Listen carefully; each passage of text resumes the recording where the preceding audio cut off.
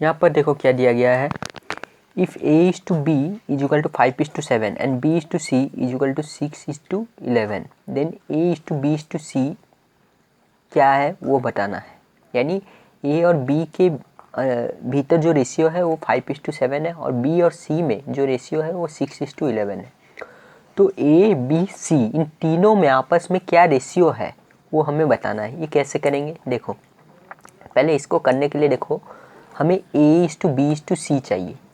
तो अगर हम इन तीनों को यानी ए को अगर एक टर्म में लेके आ जाए, वही सेम टर्म में बी को भी रिप्लेस कर दिए, सी को भी रिप्लेस कर दिए वही सेम टर्म में, तो हम एक टर्म का रिजल्ट निकल जाएगा, तो कैंसिल हो जाएगा। यानी मान लो हम ए को अगर बी के टर्म में रिप्लेस कर दिए और बी को बी के टर्म में रहने दिए, सी को भी बी के टर्म में रिप्लेस कर दिया, यानी ए को बी के टर्म में, बी भी बी के टर्म में है, सी भी बी के टर्म में, यानी बी के टर्म में आ गया तो बी चारों साइड से कैंसिल हो जाएगा, सब साइड से, बाकी जो बचा रहेगा वही होगा हमारा आंसर।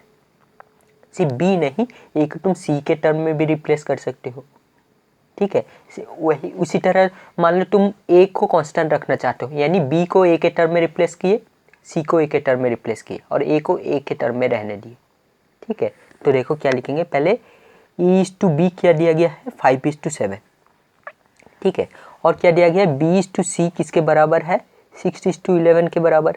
तो इसका मतलब ये जो 5:7 है, राइट, 5:7 है, यहाँ से कोई कॉमन रेशियो कैंसिल हुआ होगा, वो कॉमन रेशियो मान लेते हैं एक्स, राइट। तो क्या हो जाएगा A is to A by B क्या हो जाएगा 5x/7x। सिमिलरली ये वाला क्या हो जाएगा बी बाई सी हो जाएगा 6x/11x, राइट। इसको y भी मान सकते हो, ठीक है, तुम्हारे जो मर्जी। अब देखो हम क्या करते हैं, हमें a is to B is to C चाहिए, तो मैं क्या करता हूँ a को b के टर्म में रिप्लेस कर देता हूँ और फिर b को b के टर्म में ऐसे रहने देते हैं, c को फिर b के टर्म में रिप्लेस कर देंगे।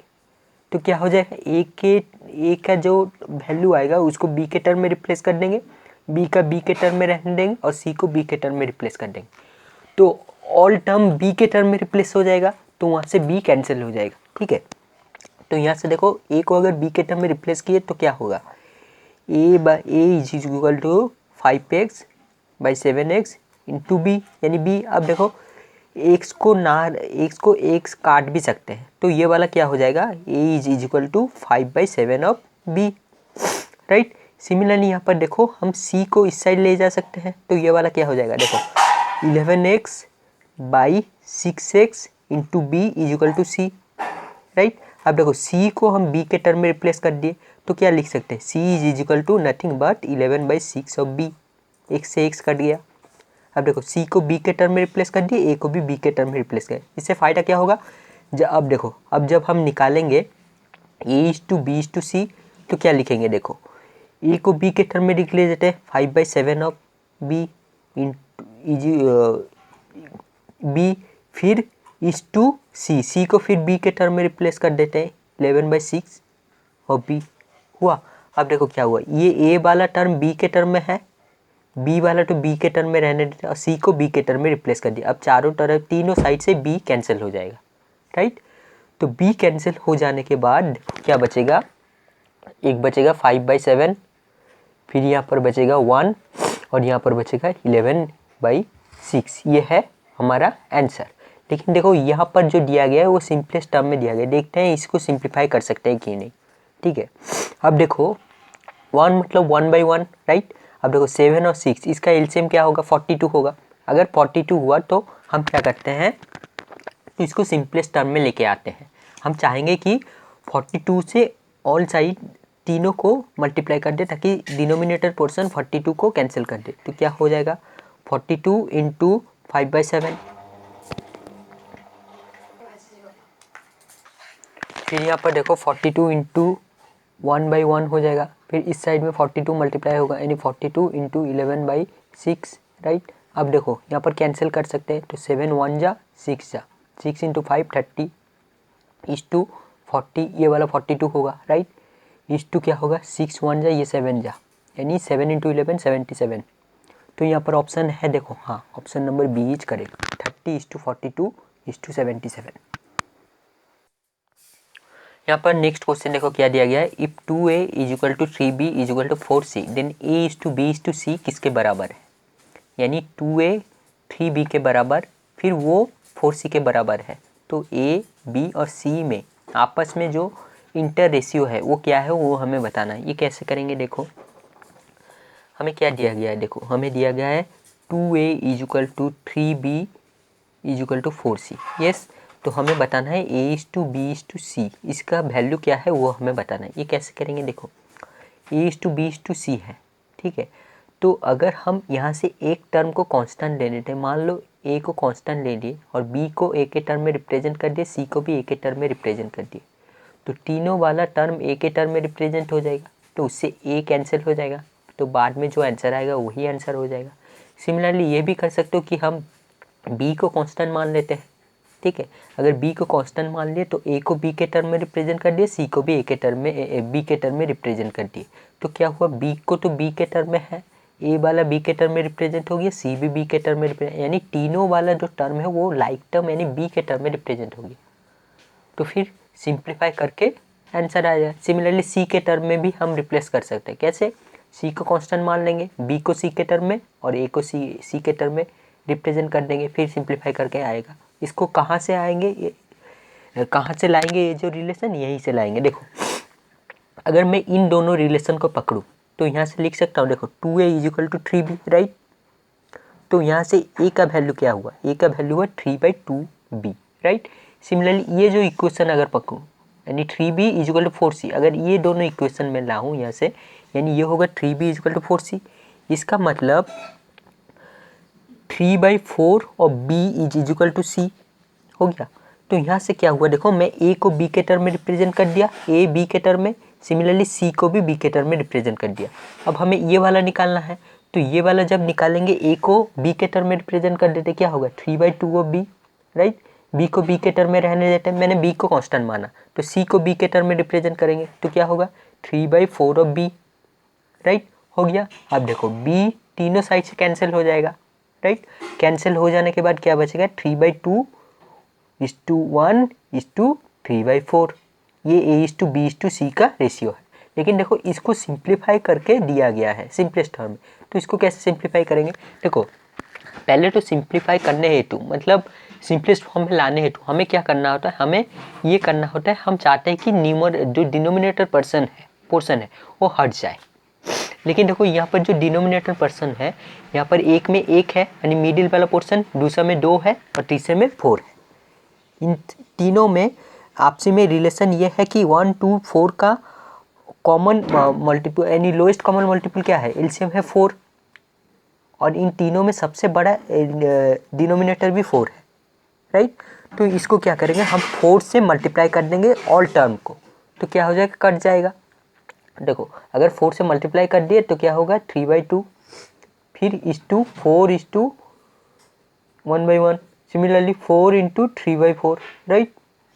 क्यों 4 से मल्टीप्लाई किया, देखो 2 1 और 4 हमें ये तीनों को कैंसिल करना है ताकि ये सिंपलेस्ट फॉर्म में आ सके न्यूमरेटर पोर्शन में। 4 ही क्यों लिए, 4 इसलिए लिए क्योंकि 2 1 और 4 का एलसीएम 4 आ रहा है।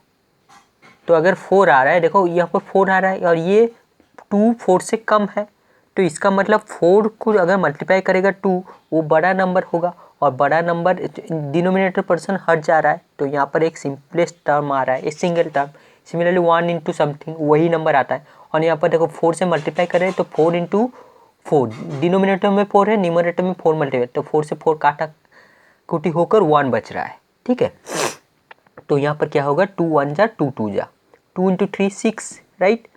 ये 4 होगा, 4 × 1 जो भी गया, और ये क्या 4 से 4 कट गया, ये 3 बचा, तो 6:4:3 ये है आंसर। क्या ऑप्शन में है, हाँ ऑप्शन नंबर सी। तो a:b:c का आंसर क्या है 6:4:3, ये है आंसर।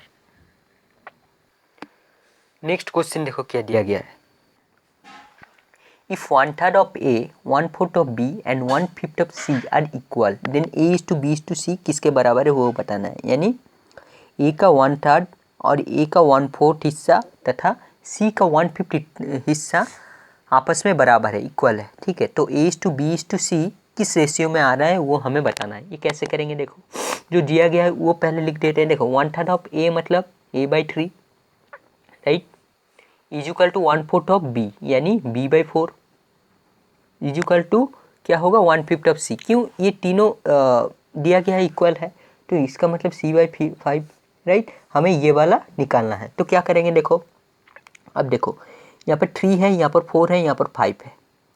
हमें ये देखो सिंपलर टर्म में दिया गया है तो यहाँ पर देखो हम अगर इसको सिंपलर टर्म में लाना चाहते हैं तो क्या करेंगे देखो 3, 4 और 5 इन तीनों का एलसीएम से अगर हम मल्टीप्लाई कर दें न्यूमरेटर पोर्शन में ठीक है तो क्या हो जाएगा ये डिनोमिनेटर पोर्शन कट जाएगा। तो कट जाने के बाद ये न्यूमरेटर पोर्शन डिनोमिनेटर से डिवाइड होकर कुछ नंबर आएगा। वो नंबर जब इससे मल्टीप्लाई करेंगे यानी रेस्पेक्टिव नंबर से तो वो वाला हिस्सा आंसर आएगा। यानी कहने का मतलब 3, 4, 5 का एलसीएम क्या है एलसीएम ऑफ 3, 4, 5 क्या होगा 60 राइट।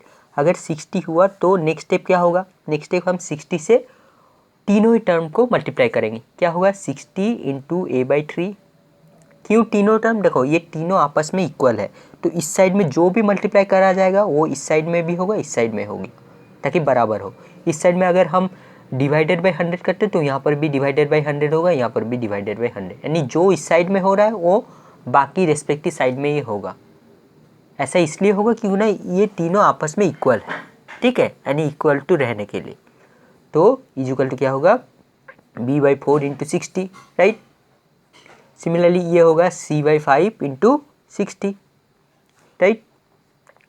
तो ये वाला क्या हो जाएगा देखो 3 1 जा 3 20 जा 4 1 जा 4 15 जा ये देखो 5 1 जा 5 12 जा तो क्या आया 20a right is equal to 15b right is equal to 12c। क्या आंसर आया। अब देखो इसको क्या लिखेंगे अब देखो हमें निकालना है a/b/c। तो इसका मतलब अगर a/b/c निकालना है तो हम एक टर्म को कांस्टेंट रख के बाकी जो टर्म है वो उस कांस्टेंट टर्म में रिप्लेस कर देते हैं ताकि क्या होगा उससे फ़ायदा ये होगा कि वो सिंप्लीफाई हो जाएगा सिंपल टर्म में। तो यहाँ पर देखो ये दो इक्वेशन अगर हम ले तो यहाँ पर क्या लिख सकते हैं 20a is equal to 15b right. तो यानी मान लो हम b को टर्म में कांस्टेंट रखते हैं तो a को b के टर्म में रिप्रेजेंट कर देंगे c को भी b के टर्म में रिप्रेजेंट कर देंगे। तो फ़ायदा क्या हुआ a का वैल्यू b के टर्म में आ गया c का वैल्यू b के टर्म में आ गया और b को b कांस्टेंट रहने देते हैं।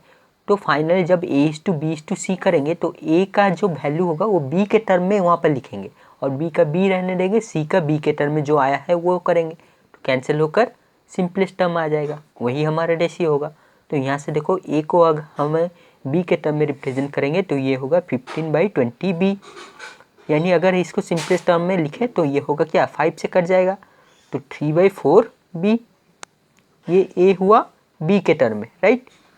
सिमिलरली इस साइड क्या होगा देखो इस साइड हम ऐसे ये दोनों इक्वेशन अब यहाँ से हम c को b के टर्म में रिप्रेजेंट करेंगे तो क्या लिख सकते हैं देखो 12c is equal to 15b right. तो c इज इक्वल टू हुआ 15/12b राइट। तो ये 3 5 जा ये 3 4 जा यानी c का वैल्यू क्या आया c का वैल्यू आया 5/4 ऑफ b।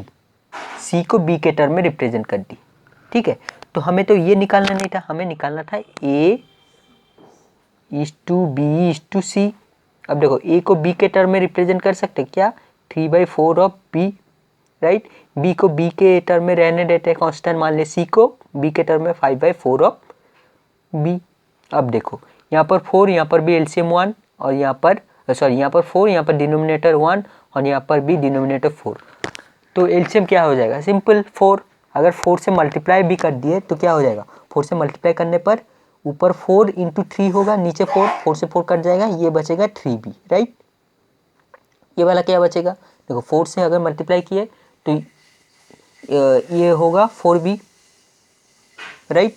तो ये वाला क्या होगा ये वाला हमारा होगा 4 से अगर मल्टीप्लाई किए तो 4 से 4 कट जाएगा तो 5b बचा राइट। अब देखो b है b तीनों साइड से कट जाएगा b से b कट गया यानी 3:4:5 ये है आंसर। क्या ऑप्शन में है देखो ऑप्शन नंबर ए 5:4:3 मत दे देना 5:4:3 होगा अगर C:B:A कहता, लेकिन हमें बताया गया है A:B:C। ठीक है, यहाँ पर देखो हमने क्या किया, यहाँ पर ये जो है ये वाला नेक्स्ट स्टेप 4 से हम मल्टीप्लाई कर दिए। ठीक है, तीनों ही सेक्शन में 4 से मल्टीप्लाई कर दिए, तो ये आ रहा है आंसर।